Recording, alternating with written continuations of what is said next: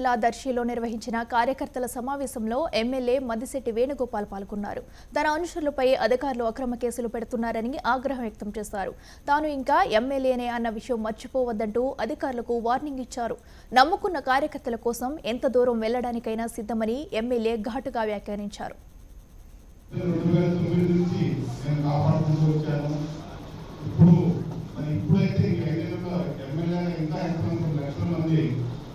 పరిచయం నాకు నడిచారు.